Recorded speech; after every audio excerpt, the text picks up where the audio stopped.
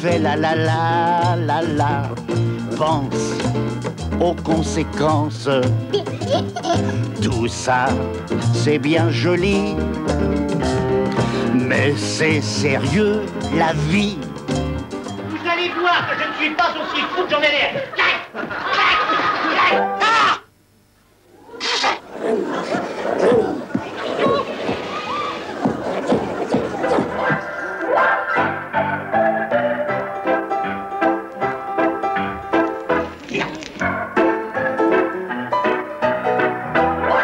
C'est des blousons noirs. Oh, ils n'ont pas mis les blousons pour qu'on les reconnaisse. C'est des blousons noirs déguisés. Tu me croiras ou tu ne me croiras pas? Je ne te croirai pas. Ne croyez pas. Ne croyez pas. Vite, une échelle. Votre immeuble est-il le siège d'une exploitation agricole? Est-ce un hôtel, une pension de famille ou un garni? Tenez bon, Marguerite, on arrive. Pas d'échelle. Il paraît qu'elle était charmante. Vous avez mal.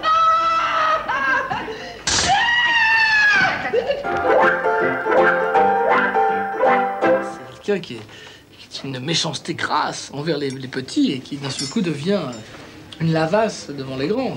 C'est le fin du large, quoi.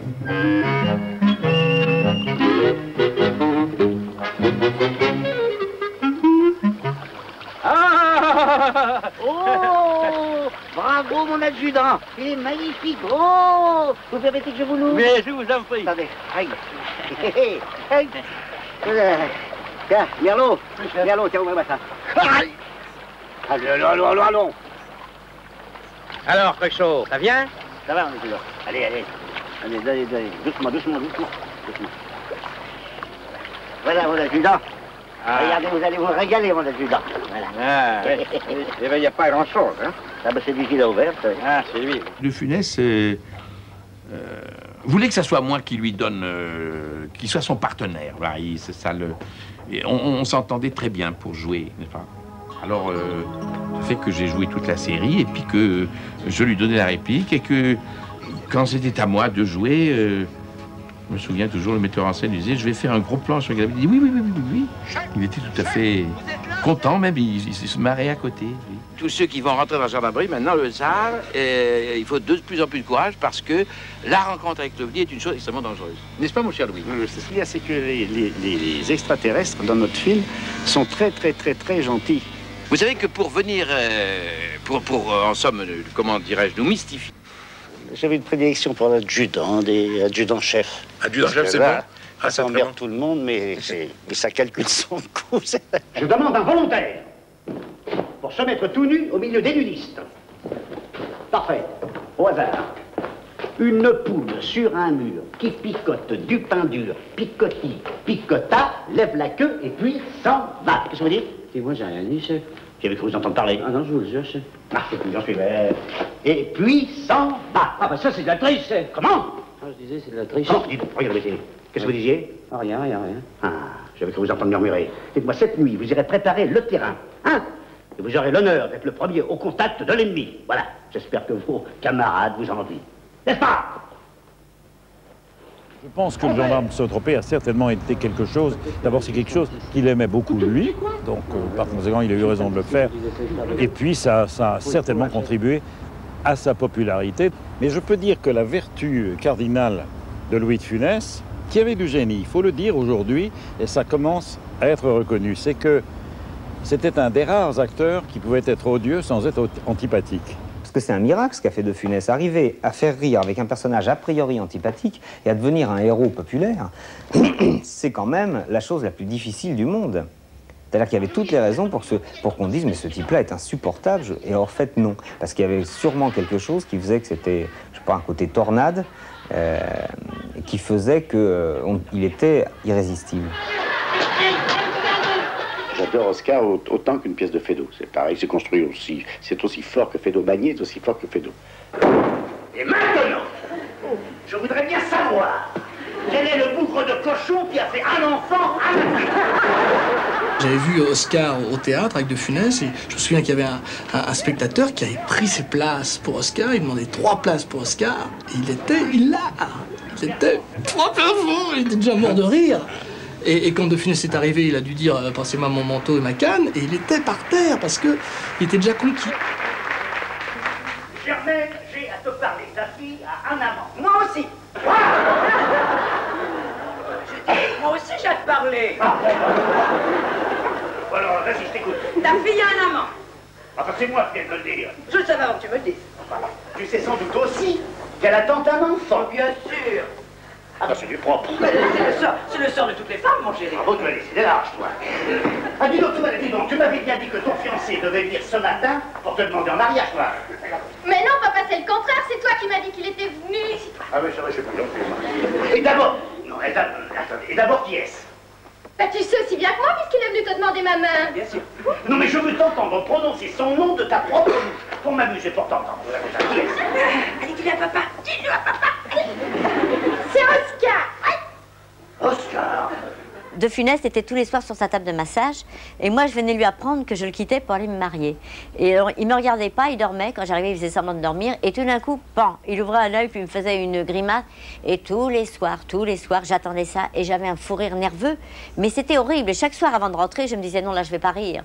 Mais chaque fois il me faisait ce regard, cette mimique comme ça, sur lui l'air de dire elle était épouvantable et je hurlais de rire. Fier.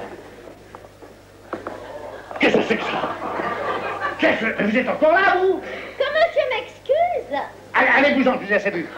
J'étais montée dans ma chambre préparer ma valise. Allez-vous-en, je vous dis, je vous ai assez vu. Voilà. Malgré que je vais devenir baronne, j'aimerais tout de même bien que monsieur me paie mon mois. Oh, combien vous dois-je? Nous sommes le 15, ça fait pour ainsi dire un demi-mois, c'est-à-dire 437 francs tout rond. Je ne vous réclame pas les congés payés car je pars en Italie avec le baron. Il fera les frais du voyage. Bon, passez-moi mon revolver, vous. Mon portefeuille dans ma poche revolver. Voilà, monsieur. Tenez, voilà, gardez tout. Et pour le certificat, vous n'aurez qu'à voir madame. Je n'en ai pas besoin. Je vais avoir 4 domestiques. Eh ben, ma pauvre petite, vous n'avez pas fini d'avoir des soucis, vous, alors. Quand nous serons installés dans notre résidence d'été, j'espère que vous viendrez passer un week-end. Vous serez toujours les bienvenus. Mais certainement. Je me souviens, il y avait une scène où il devait tourner autour d'une chaise. Ça faisait rire. Je l'ai vu tourner 4-5 fois autour de la chaise pour décrocher le rire. Quand ça ne venait pas. Mais il y arrivait.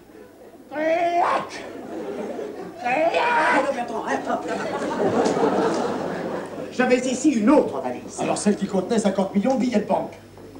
Oh, ne continuez pas, vous. J'ai la race. Je veux savoir où elle est.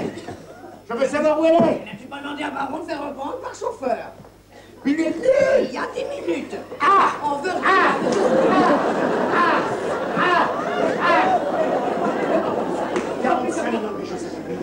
De disparu, tout ça part. Regardez ce qu'elle a l'air bête, ça. Tiens, t'auras pas de dot, hein. Mais tu deviens fou, Bertrand. Oui, je deviens fou. Oui, je deviens fou. Bertrand, tu les épaules. Bertrand.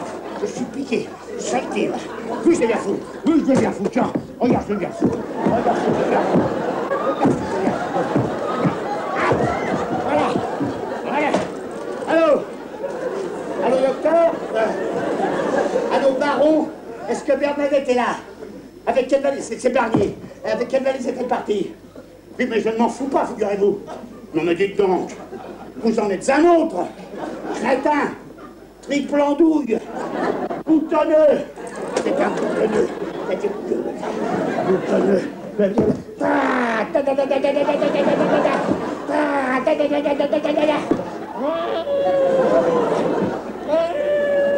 Qu'est-ce qu'il y a, hein?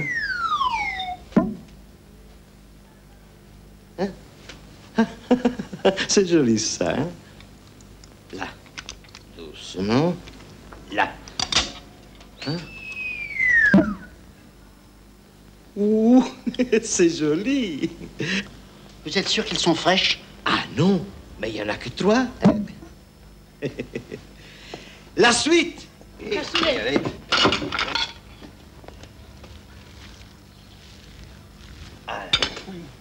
La choucroute.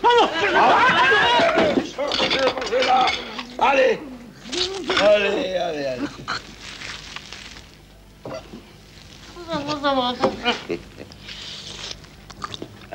Ah, la poule au pot.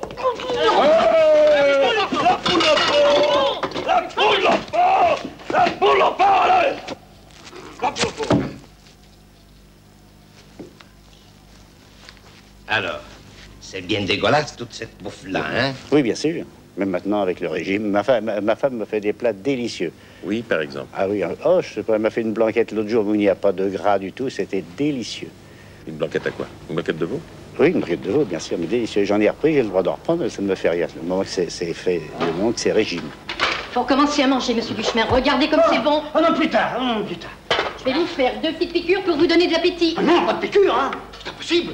Le médecin me l'avait promis. C'est lui qui les a ordonnées. Menteuse. Oh, pas de piqûres, je ne supporte pas les piqûres. Docteur! Piqueuse. Docteur! Docteur! Docteur! Ah bah tu vas déjà mieux. Il y en a encore une, monsieur Duchemin. Encore une. Encore une. Moi, je l'ai eu à dîner à la maison. D'abord, il faut dire que De Funès, dans la vie, c'est un prince. C'est autant, si vous voulez, Gainsbourg est un authentique prince clochard, autant De Funès est un authentique prince. On a l'impression d'avoir chez soi, même qu'à une chasse, c'est quelque chose de propre, quoi. Hein. Et alors, il est tout le temps comme ça, bon, bonjour, ben, très bien. Et puis des fois, quand on l'incite à faire des conneries, il fait des conneries, comme tout le monde, comme nous, on en fait, surtout parce qu'il y a télé, bonjour, la télé. Mais il fait, et alors là, c'est vraiment super, parce que en un rien de temps, moi, à chaque fois qu'il vient dîner, j'invite des jeunes camarades comédiens que je connais et qu'il admire, et les mecs ils prennent un coup, ils viennent pour voir manger De Funès. Il y a un moment où il a fait ça comme ça, puis j'avais... Oh mais c'est très bon, je ne sais pas, un petit truc, il a fait un petit truc, et puis les mecs, j'ai dit, mais comment il fait ça? Et on en parle quand il est parti, si je couche tôt. Et après on dit, mais comment il le fait? Alors vas-y, fais-le. Alors on reprend les accessoires, et on le bosse. Moi, je m'étais dit, je vais faire un film avec De Funès, j'avais lu le scénario, je me dis, bon, ben, j'ai un tout petit rôle, mais au moins, je vais voir beaucoup De Funès, on va déjeuner avec lui pendant 1 mois et demi, par exemple. Bon, vous ne me parlez plus, je vais boire du vin.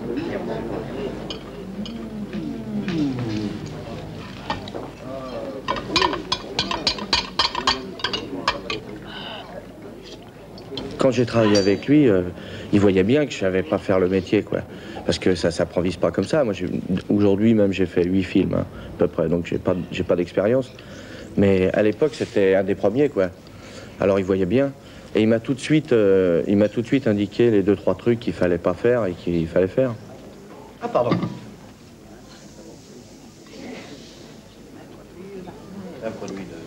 Il est goulayant, il a de la cuisse, il attaque sèchement le palais, il manque pas de retour. Vous pouvez servir. Voilà. Non du tout. Et puis qu'est-ce qu'il mange? Regardez ce bas, là, le bas, la croupe, regardez-moi ça.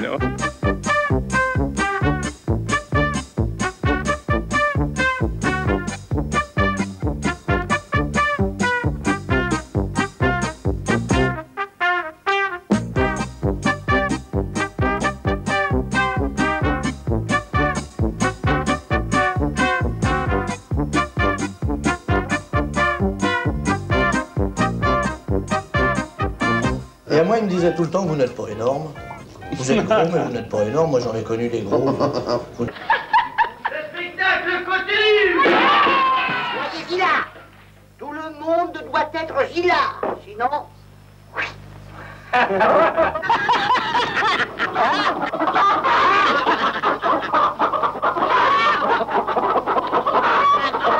Bon, pleurer de rire avec lui, moi je me rappelle de crises de fou rire. Très professionnel, machin, mais moi, il me faisait rire tous les soirs. Moi, quand je vois le visage de Funès, je rigolais tout le temps. Je vais te jouer le premier gag de De Funès. Il est entré en scène, il avait son costume à l'envers, c'est-à-dire qu'il avait la cravate derrière, la chemise de l'autre côté, et il avait un masque ici, et un feutre mou. Et son premier gag de Funès, le premier rire de Funès, il rentrait en scène, il faisait un figurant qui voulait trouver du travail.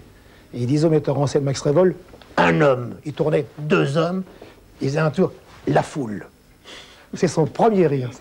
Il s'agit de faire rire quelqu'un qui n'a jamais ri. Quand je l'avais vu au cinéma, il me faisait hurler de rire. Mais de jouer avec lui, il y avait une telle tension que tu n'avais pas envie de rire. Hein. Peut-être que tu n'avais pas envie de le faire rire. Parce qu'il faut avoir envie. Ah oui. Oui. Effectivement, j'ai envie de faire rire personne, j'ai pas envie de rire moi-même. Voilà. Alors, continue à faire rire ça. Allez hop, adieu, voilà. Est-ce que vous aimez De Funès? Oui. Ah. Il faisait beaucoup de grimaces, il en fait un peu moins. Mais enfin, avant, il faisait comme ça, mais maintenant, ça va mieux. J'ai fait pas de pique ni de grimaces, vous n'avez qu'à regarder autour de vous, vous allez voir, regardez. Je suis un tout petit enfant à côté.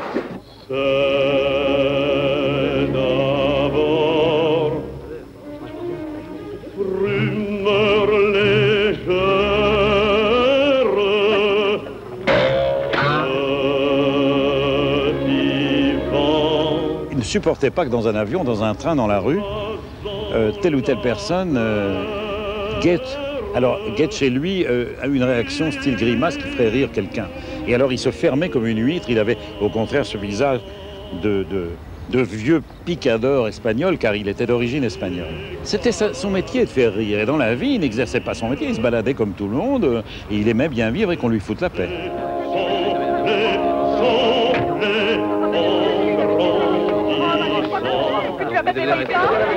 Il m'a dit, tu sais, tu ris. Il faut que tu fasses des films comiques. Je lui dis, c'est pas parce que je ris, tout le monde rit. Non, il me dit, c'est pas la même chose. Le metteur en scène, qui est sous la caméra, qui regarde, c'est le premier spectateur. Et moi, si je sens que mon premier spectateur rit, je sais quand je suis drôle. Et pour moi, c'est quelque chose de très important. Je peux pas tourner un film comique avec un metteur en scène sinistre.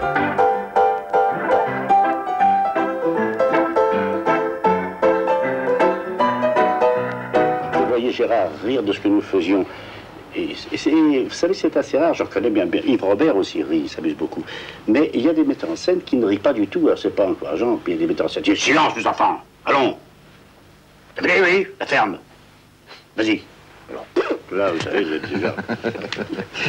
Oh, c'est terrifiant. Et c'est des metteurs en scène de comédie. Alors il faut aller rechercher au plus profond de soi-même, ressortir ça de là-dedans, des envies de rire, je sais pas d'où, des envies de s'amuser, parce qu'il faut s'amuser avec le personnage que l'on fait. Si on ne s'amuse pas, le public ne s'amuse pas non plus. Il testait des bonnes prises sur le plateau au rire de ceux qui regardaient la scène. Je crois que c'est formel.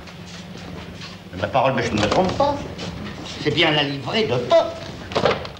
Mais sa casquette, elle est bien bonne celle-là, mais comment c'est-il ici? Mon garçon est donc venu chez vous? Votre garçon, oh non, monsieur, pourquoi serait-il venu? Ah, quelle horreur que ce goût, mon Dieu! Pas le fou, arrive! Le fou chez moi, monsieur, mais qu'est-ce qu'on fait? Ne pas, il est fou! C'est mon patron, là, votre patron, c'est mon domestique! Mais monsieur, je vous en supplie! Je suis très content, c'est le théâtre qui me le fait retravailler, parce que je change mille et une petites choses. Tous les soirs, j'améliore beaucoup. Et là, je réapprends mon métier, je continue à apprendre mon métier, qui me sera très utile pour le cinéma. Il avait de l'ambition, cet homme. Bon, c'était De Funès, mais il aurait voulu peut-être, il me le disait, il aurait voulu être, non, Charlie Chaplin. Je voudrais arriver à faire un film comique. Et je voudrais arriver à faire un film muet. C'était un perfectionniste. Il aurait voulu être Charlie Chaplin. Il se passait des films chez lui.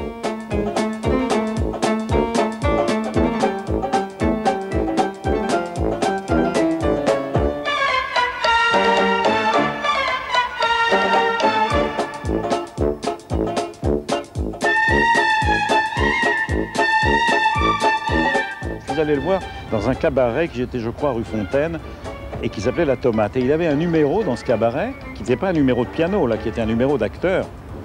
C'est l'époque de la Rose Rouge, c'est l'époque de l'Amiral. Et il avait un numéro extraordinaire, et moi je suis tombé par terre de rire. Et dès cet instant, j'ai été convaincu que c'était le génie comique de son époque. L'inspecteur de l'école primaire m'avait remarqué, il me disait « Ripeux, vous serez acteur ». Et j'aurais pu l'être, mais pas fou Ripeux. Petit-fils d'Auvergnat, fils d'Auvergnat, crocodile moi-même, je refais mes additions toutes les nuits. Infatigable aux bénéfices, jamais d'indigestion, serpent bas. Vous pouvez pas vous rendre compte. Vous êtes sur le mur des grandes écoles, on n'est pas du même milieu. Oh non. Moi, je suis arrivé à Paris en espadrille. Alors, vous comprenez, je veux me goinfrer, me gaver le plus possible. Vous savez, louer des coffres, ensuite des gros coffres. Je veux tout. Dites, mais Minotaure, ça va être la grande régalade. Mais je la sens, j'ai un nez de pointet.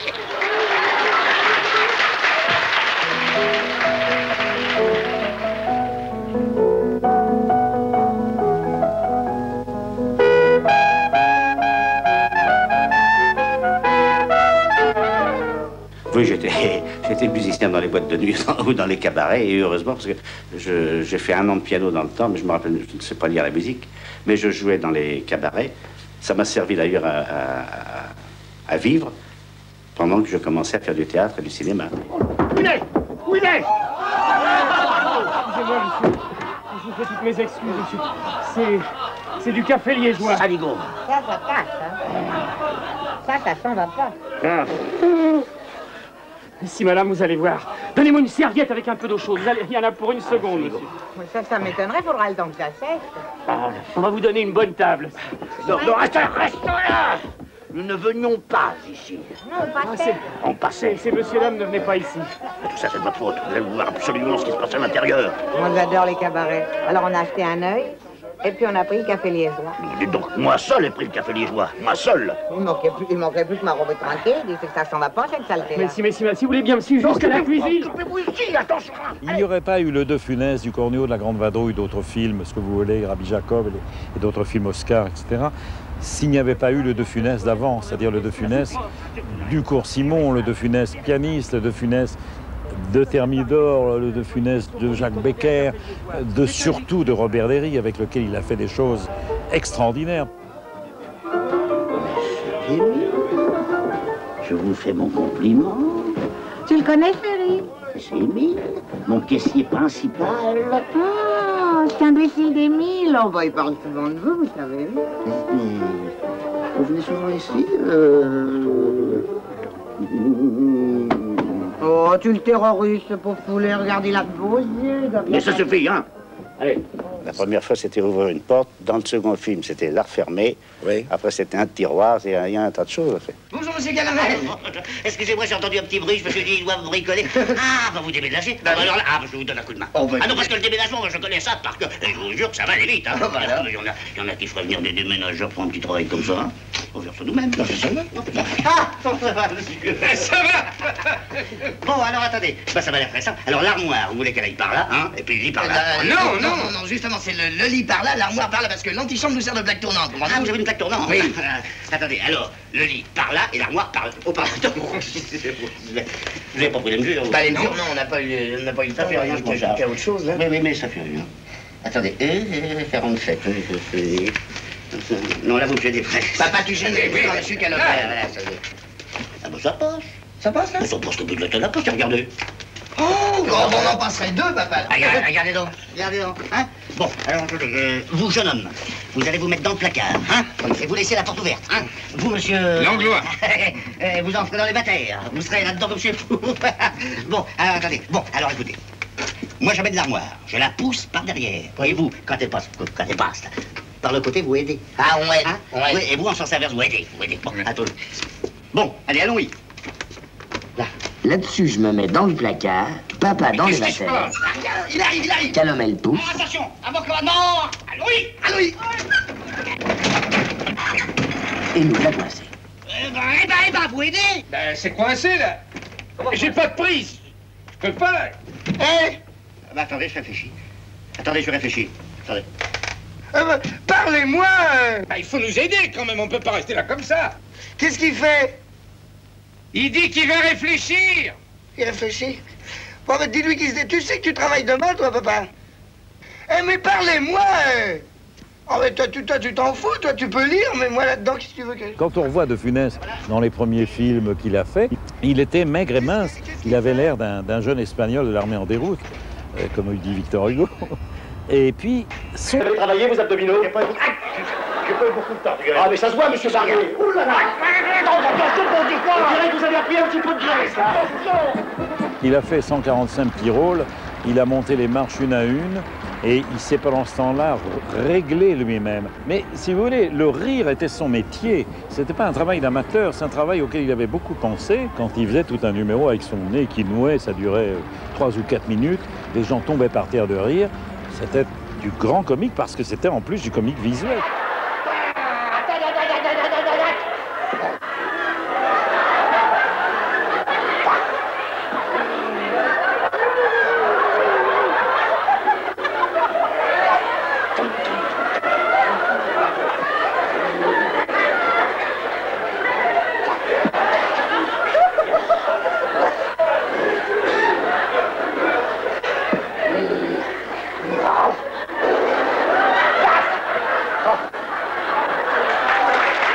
professeur de comédie fut, à son insu, fut ma mère, qui était terrible. Ma mère, c'était ça, mais multiplié par je sais pas combien. Rémule était un petit enfant, bonne expression. Ma mère, moi je suis un marbre, comme figure. Elle apprenait des colères, mais des colères feintes, souvent. Elle était flocheton aussi, elle apprenait des colères feintes. Enfin, c'était un personnage très truculent, très drôle, très amusant. Et malgré moi, comme j'étais gosse, je la voyais tout le temps, j'ai enregistré tout ça, et c'est inépuisable. Je puise toujours dans l'histoire de ma mère, moi, tout le temps. C'est un du chemin. Non, mignal. C'est jamais trop près. Voilà. Mais non, c'est pour le 5, c'est un du chemin.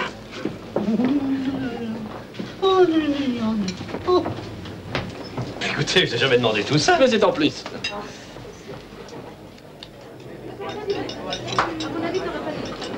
Le du chemin, c'est le 5.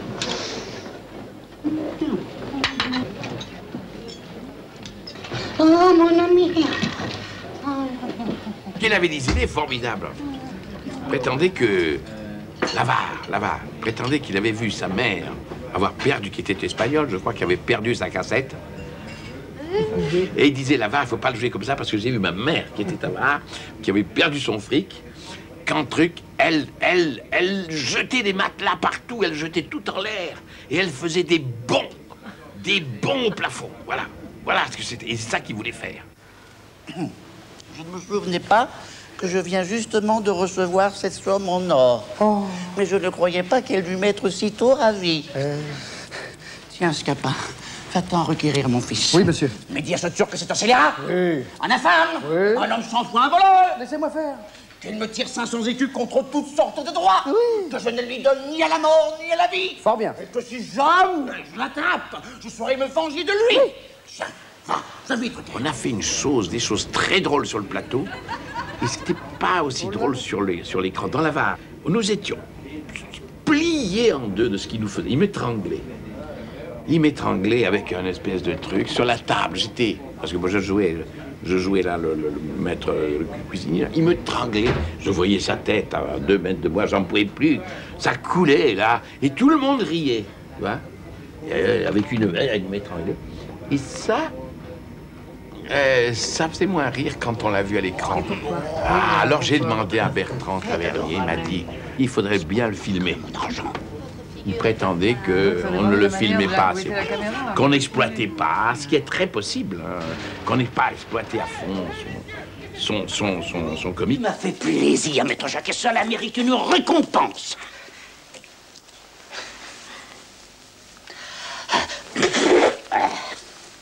Va, je m'en souviendrai. Je t'assure. Et pour aller ainsi vêtu, faut bien que... J'ai mon autre chose tout trouvé par derrière, et qu'on me voit révérence parler... Attendez! Et je veux que tu me donnes des nouvelles de mon argent qu'on m'a pris. On vous a pris de l'argent? Oui. Et je vais te pendre si tu ne me le rends. Petit point là. Et je veux que vous arrêtiez prisonnier la ville et les faubourgs. Arrête, rends-moi mon argent, coquin!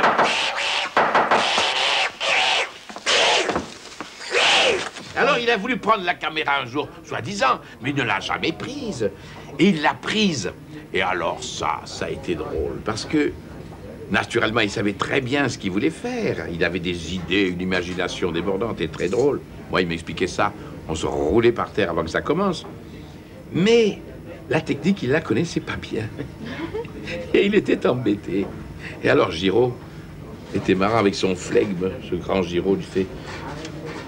Il faisait comme ça. Bon, alors, Louis.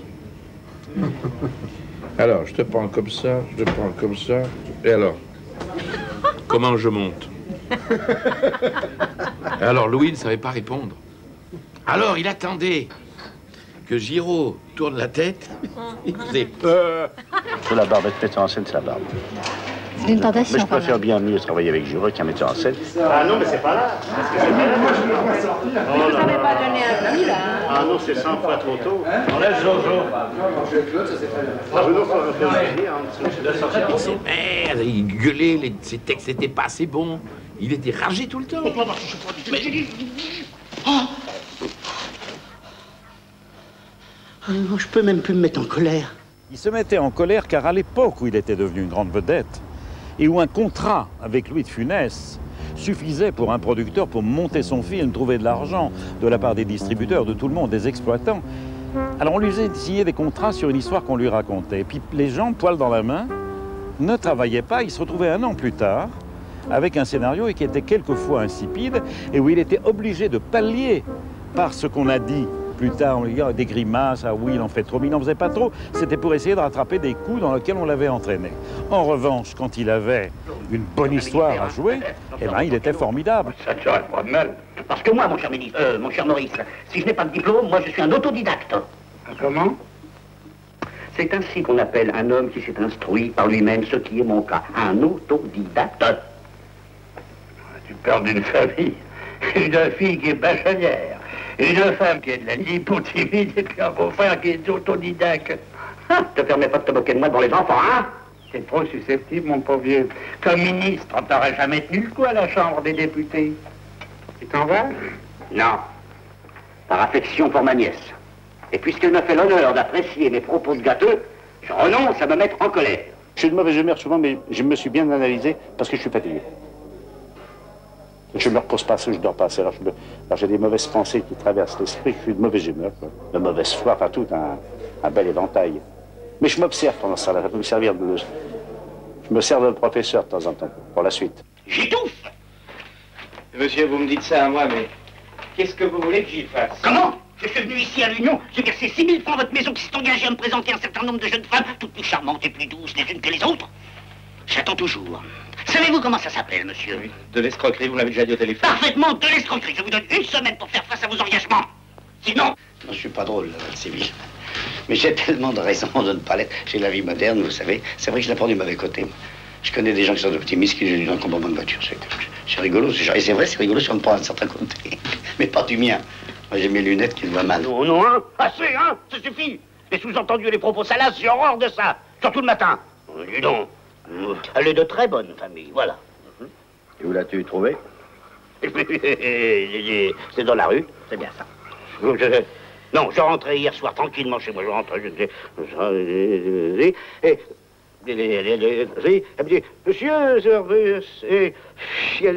alors il y avait l'autre, il savait un chapeau, qu'est-ce qu'il veut dire? J'aime bien ces rôles de méchants, d'hommes méchants, ou des fonctionnaires très méchants, mais très doux, très méchants, qui cachent des dossiers, qui déchirent des choses. J'aime bien, moi. Qu'est-ce que c'est que ça, là? Où ça, là? Ça, c'est sécurité sociale. Vous n'êtes pas d'accord? Ah si, c'est pas ça, mais c'est pas le même chiffre, alors. Et c'est pas non plus le même plafond. Le plafond? Non, pas le plafond là-haut, le plafond en bas. Eh oui, le plafond d'en bas. Eh, 8 et 8. 16. Non. Bon, il faut que je t'explique. Oui. On a déterminé 0,023% par tranche de 20 000 au-dessus de... Bon, alors en clair. 0,023% par tranche de 20 000 au-dessus de la... De la moyenne des bloqués. Aïe, aïe, aïe. Bon. Non, mais c'est pas fini. Attends. Alors, après, on retire 0,14% de retenue supplétive pour avoir la somme de base alors, de... Je traduis, en clair, 0,14% somme de base de l'indice... De l'indice 3. Bon, 24 et 24, allez, pan. 48. Je vous aurai quand même. Qu'est-ce que vous voulez, vous? Ma petite feuille? Ça vous intéresse pas ce que je dis? Ah si, beaucoup, monsieur Viralo. Au revoir, monsieur Viralo. Au revoir, Chounias. Au revoir.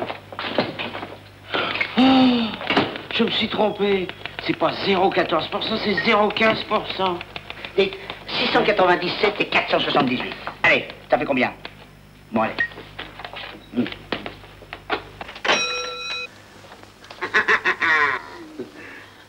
Ah bon, ça vous pouvez quitter votre fusil. Non, je préfère vous dire la vérité. Je suis somnambule. Ah, vous êtes somnambule. Eh oui, je suis somnambule.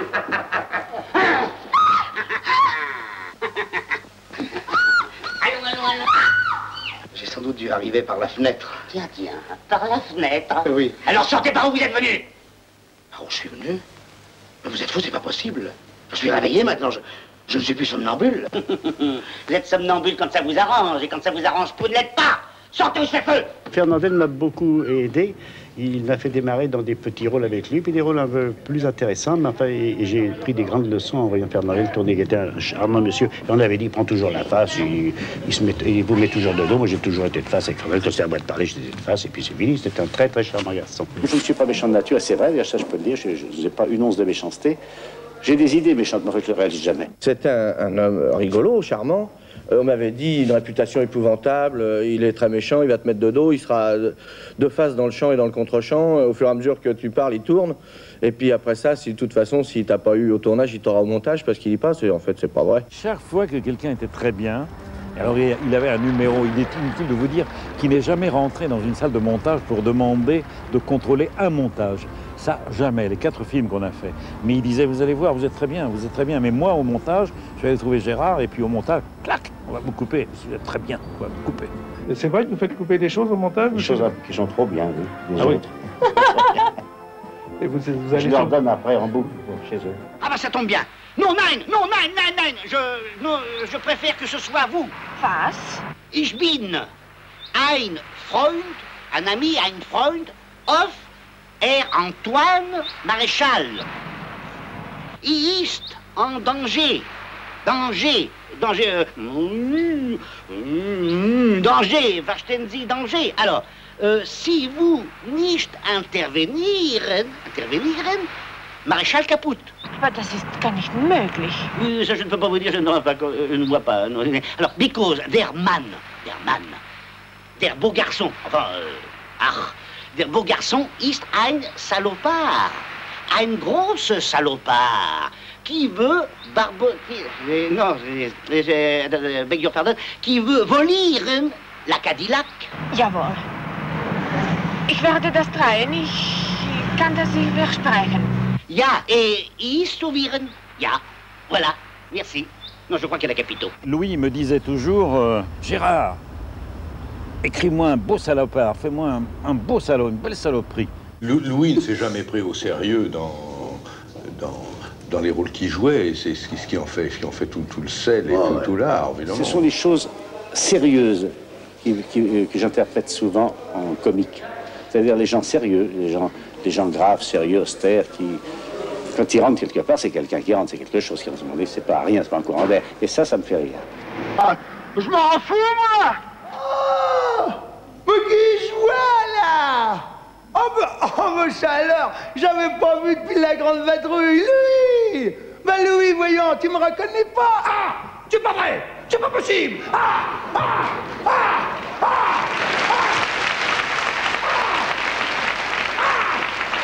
On se tait! La ferme! Regarde la ferme! Mais c'est pas possible! Mais je n'en crois pas mes petits yeux! Je l'ai mis à l'envers. Il est là! C'est pas lui! C'est lui!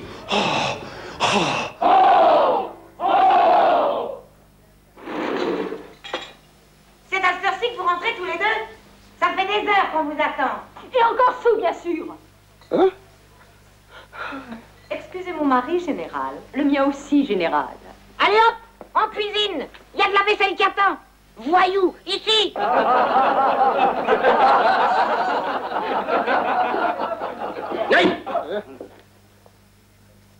Mon anniversaire. Champagne pour ces hommes. Femmes, jamais commandé. Mari, portez culotte. Même quand culotte trop large. Prosit. Santé. À la bonne vôtre. Kameraden, wir reden eine. Ganze Schwadron, aufgesessen! Musik! Louis de Funès était un homme qui répétait, mais il répétait pour prendre les places, pour savoir où il allait aller, mais il ne donnait pas la gomme, il ne jouait pas véritablement jusqu'au moment où la caméra se mettait à tourner. C'est-à-dire qu'il se réglait et qu'il était quelquefois formidable à la 8e, 9e, 10e et quelquefois même 15e prise. Et c'est cette étincelle-là qu'il fallait avoir l'habileté d'attendre. En revanche, Bourvil, lui, qui était très bon à la première, la deuxième et la troisième prise, commençait à se détériorer. Alors j'en avais un qui faisait ça et l'autre qui faisait ça. C'était véritablement un problème absolument terrible. On ne pleurait pas pas de nous, bien sûr, on ne se fait pas habituellement, mais de nos personnages, de ce que nous trouvions ensemble, de ce que Ouri trouvait. On faisait ça à trois et Ouri se mettait un mouchoir dans la bouche et puis il pleurait, il foutait le camp. Ouais, foutu dans un drôle de pétrin, vous, hein. Mais je vous en sortirai, je vous le garantis. Oh là là. Non, mais moi, je ne suis pas inquiet, puisque je suis innocent. Puis au fond, je vous en veux pas parce que... Quel voyage, hein. Et ça compte dans la vie d'un homme, ça, hein. Mais dites, mais vous êtes... Non, ils n'entendent pas, ils ne peuvent pas entendre. Hein? Vous allez toucher les 100 millions. 100 millions, la prime d'assurance du Yukon Kun. Non, mais regardez, le Yukon Kun, c'est vous qui l'avez trouvé. Ah bah oui. Bon, il y avait des témoins. Oh, plein, oui. Bon, alors, vous allez toucher la récompense de 100 millions pour le Yukon Kun. Ah bah, je suis pas si Kun que j'en ai l'air, alors. C'est Bourville, le prince de ça. Voilà, Bourville, mon vieux. Tous les bâtards. Il me claironnait mon nom en me disant une bêtise, et ça y est, j'ai éclaté de rire tout de suite. Je me repars instantanément. Petite funeste, oui, je t'en prie, reviens. Mais je ne peux pas. Petite funeste, pourquoi t'en vas-tu si loin? C'est parce que j'aimerais vous voir danser. Un vieux rabbin avec une immense barbe blanche. Il priait, il était là, mais il avait repéré quelque chose. Il se disait probablement que c'était un visage qu'il connaissait. Il s'arrêtait, il regardait vers Louis, puis il reprenait sa prière. À un moment, n'y tenant plus, il s'arrête de prier. Il vient vers nous avec l'accent que devait prendre Louis. Dans le film, il lui dit « Je suis sûr que je vous ai vu quelque part, j'ai fait un grand effort pour me souvenir, mais je ne peux pas arriver à me souvenir où je vous ai vu. » Alors De Funès lui dit, essaye un petit peu de l'aider, oui, c'est bien possible. Et à un moment, c'est pas, la lumière de l'Éternel descend sur le vieux rabbin et son visage s'éclaire. Il regarde Louis, il lui dit, je me souviens où je vous ai vu. Alors Louis prend un air modeste de nouveau, il lui fait, je vous ai vu dans une autre synagogue.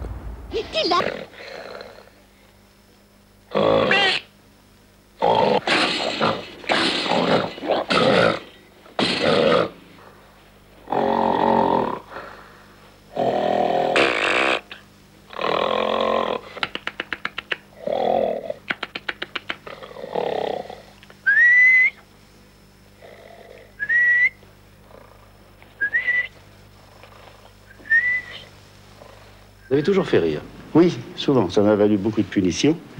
Au collège, partout où je suis passé, j'ai laissé des souvenirs de rire. Pour toi, qui n'aime que les mots d'amour, pour toi, j'apprendrai les plus tendres, ceux qu'échangent le soir, en guise de bonsoir, les amoureux discrets.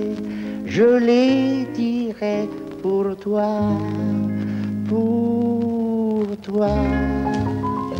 qui n'aime que les mots d'amour. Pour toi, je veux sans plus attendre. Bouffe ça! Je déteste les films!